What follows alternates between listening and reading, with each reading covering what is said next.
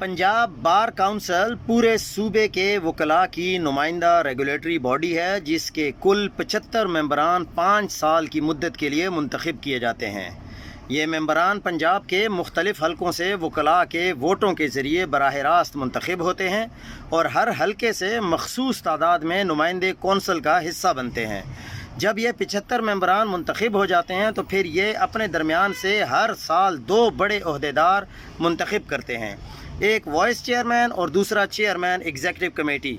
Vice chairman Punjab bar council का एजाज़ी और नुमाइशी सरबराह होता है, जो पूरे पंजाब के वकला की नुमाइंदगी करता है, जबकि चेयरमैन एग्जीक्यूटिव कमेटी को अमली और इंतज़ामी इख्तियारात हासिल होते हैं, यानी वो कौंसल के फ़ैसलों पर अमल दरामद, फ़ंड्स के उमूर, डिसिप्लिनरी कार्रवाइयाँ और दीगर इंतज़ामी मामलात देखता है। यूँ समझा जाए कि पंजाब बार काउंसिल की पॉलिसी साजी में वाइस चेयरमैन रहनुमाई देता है और इस पर अमल दरामद चेयरमैन एग्जीक्यूटिव कमेटी की ज़िम्मेदारी होती है। दोनों ओहदेदारान की मुद्दत 1 साल होती है और इनका इंतखाब इन्हीं 75 मेंबरान के वोटों से किया जाता है, जो 5 साल के लिए मुंतखब होते हैं।